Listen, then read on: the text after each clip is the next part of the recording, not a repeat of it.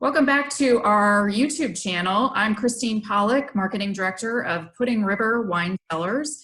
And today with me is Sean Allen, our owner and winemaker. And we are going to talk about Pinot Noir, which is the king of all varietals in Oregon.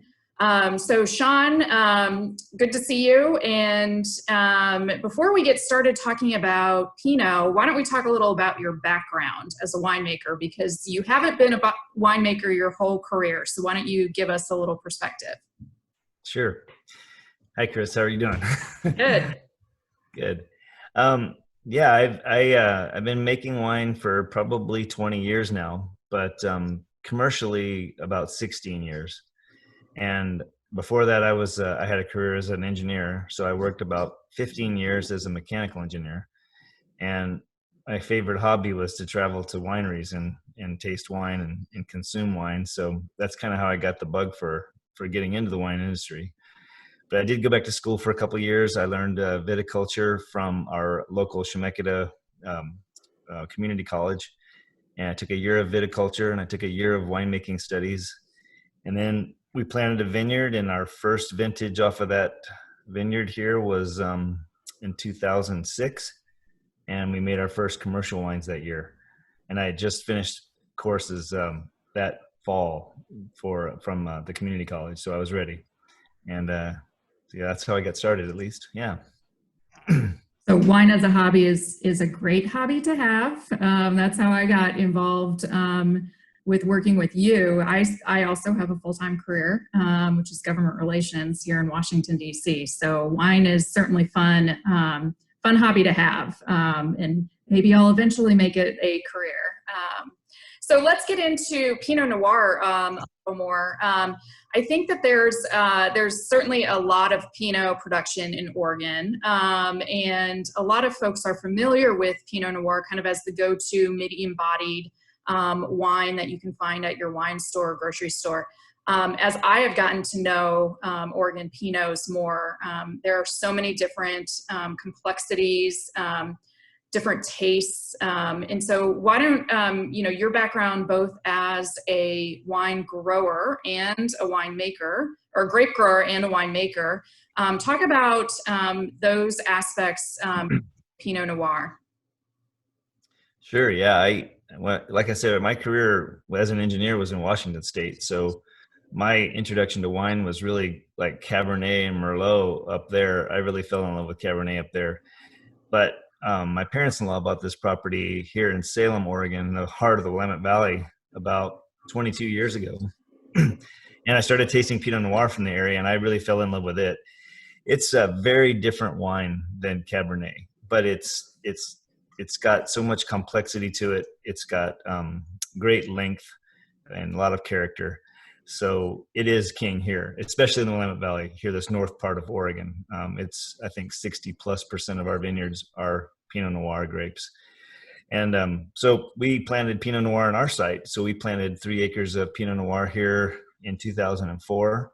And there are many different clones of Pinot, and clones mean there's just basically genetic differences in different types of plants of Pinot that have different characteristics. And we planted 3 different clones here.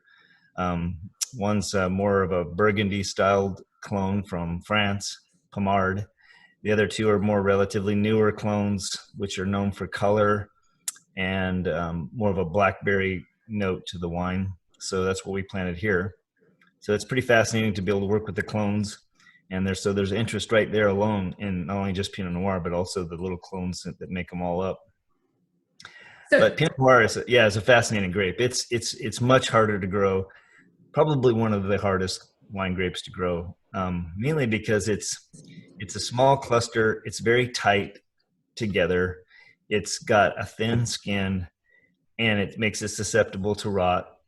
And here in Oregon, we have rain at harvest quite often, and we have some rainy and humid times in June, which is another type of mildew, powdery mildew, which we have to prevent. So it's a challenge to grow. And in the exceptional years, it's easy to grow here, but in the more challenging years, it's difficult. And so it's worth it, but it's not just a piece of cake for sure. Yeah, can you talk a little about how much I think your average wine consumer doesn't fully understand the temperature differences from year to year, from vintage to vintage, and how drastically Pinot specifically can be from one year to the next. I mean, in our tasting room, you're selling your 2013 estate Pinot, and then also your 15 estate Pinot, and they are drastically different wines. Yeah. So yeah, Pinot is because it's a thin-skinned grape, and it really adapts itself, or it reflects where it's grown. So for example, California, where it's very consistently warm, it's just a very different product than what we have here in Willamette Valley. Even in our best years, warmest years, it's not going to be California. It's very distinctly different. And a lot of that has to do with the fact that we just have a little bit different growing seasons. Ours is a little shorter and generally a lot cooler. Those kind of conditions leave a lot of acid in our wine, which makes it vibrant, makes it really fresh and vibrant. And when we get our fruit nice and ripe with flavors, and that combination of that acid makes for a brilliant wine. But some years we have a cold year, it'll be in the 70s, most of the season, most of the growing season in the 80s. And we'll have rain at harvest possibly, and that'll maybe dilute some of the flavors and some of the characteristics of the wine. And those will make it challenging to make wine those years. It can still be a great product. It's just not a slam dunk for sure. So yeah, comparing California Pinots to Oregon Pinot, California you can buy, from year to year, vintage to vintage, relatively the same. But that's the fun of Oregon, is that you can have buy a Pinot from the same producer, and every vintage could be different. And again, great hobby to just taste through those various vintages of Pinot. Yeah. People here in Oregon, they do make a habit of it, of going out, and tasting in the tasting rooms. Vintage to vintage, site to site, even just 10 miles away from us. I mean, Pinot Noir will take on a completely different characteristic from a different soil type or a different microclimate. And they can be very different wines. And that's just really exciting. It's really fun to go around to all the different producers. And that's why, we're all kind of in the same business here. We all get along well, and we promote each other because they're different products, even just a few miles away from us. Yeah, even different products in your own tasting room too. So getting to the types of Pinot that you produce, primarily you have two Pinots that you produce, and I'm going to set aside, you have a rosé of Pinot Noir, which is always excellent. It's using your grapes that you grow on the estate. But setting aside the rosé, you have produced an estate Pinot Noir and a reserve Pinot Noir. And so for folks who don't understand what estate means, it literally means the vineyard that you own, that you tend to. And for your reserve Pinot, you use grapes sourced from another vineyard. So why don't you explain the two types of Pinot you produce, and then the different styles. I've learned a lot through you, and the production process is fascinating, whether you press whole cluster or press berries. If you could just give us some insight on that. Sure. Yeah, like for example, our site is about 250 feet.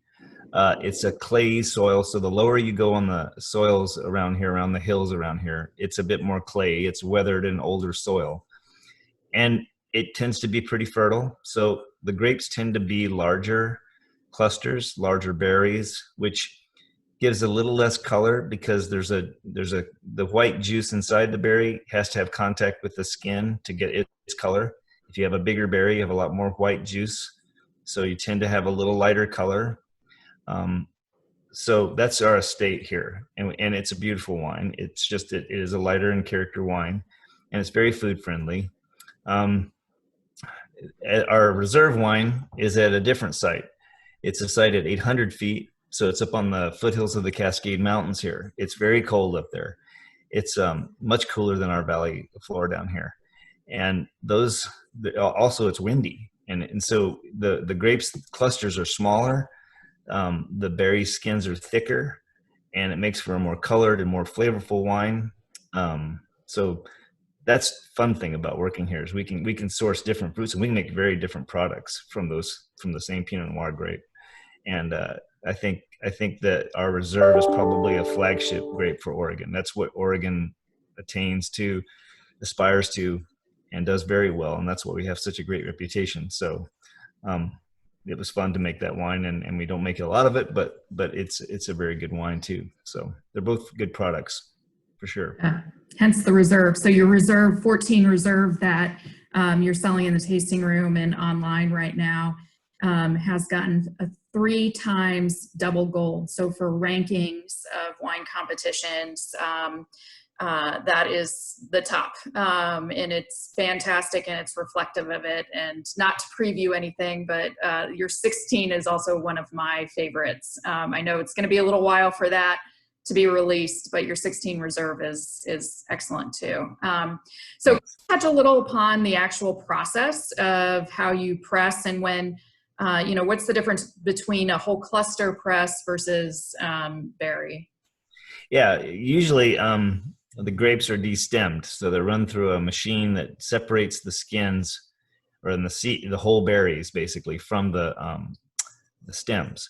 That's typically how wine is made. But in good years where the stems are nice and ripe and brown, where we've had a good year, they actually can add a lot of character to the wine. So a lot of growers and producers around here will leave a certain amount of their skins, their stems with the ferment. So generally what we do is we destem the grapes at harvest, and then we'll add back, say, 30% of whole clusters just right into the fermenter. It all gets mixed in, and it usually ferments for usually 2 to 3 weeks till it's completely dry of sugar. And then we load that into the press, where all the wine is pressed away from the skins and the stems in that case. And so, yeah, it just adds a little different character to the wine. Some people would say it's a little bit more stemmy and green, but that's a nice quality sometimes, especially if the stems are nice and ripe. And I happen to really like that style. But yeah, we for my estate, we usually just destem, and for our reserve, we typically add a fair amount of the stems back into the process. So. And we have short videos of those processes, both the destemmer and the press on our YouTube page too. So certainly check them out. So before we wrap it up, just want to send a reminder to everybody. This month is Oregon Wine Month, the whole month of May. And so to celebrate that, we're having a sale. So for sales out of our tasting room, which we're still doing curbside pickup, and local delivery in Salem, Silverton, and Marion County, we have a special 4-pack of Pinots. So you can taste through all of those different vintages and really see how they differ.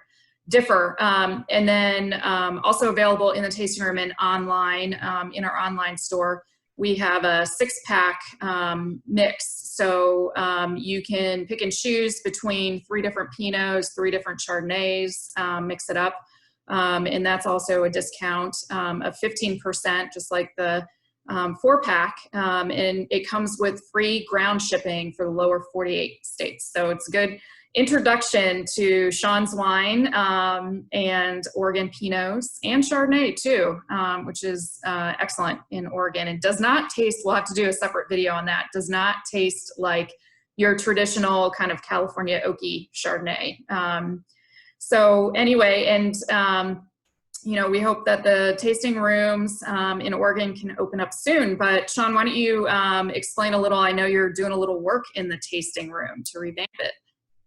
Yeah, we're just giving it a refresh while we have this downtime. We've been closed since March 15th, so we thought it'd be a good opportunity to just refresh some of the furniture and lay things out a little differently, add some new art to the walls, and be ready for a reopening. And it looks like it could be within a few weeks here. So I think some places are opening May 15th, this coming Friday, but our county is one of the hot spots in Oregon right now. So yeah. It could be up to a month later, but that gives us more time to get things just right. So, yeah. looking forward to that.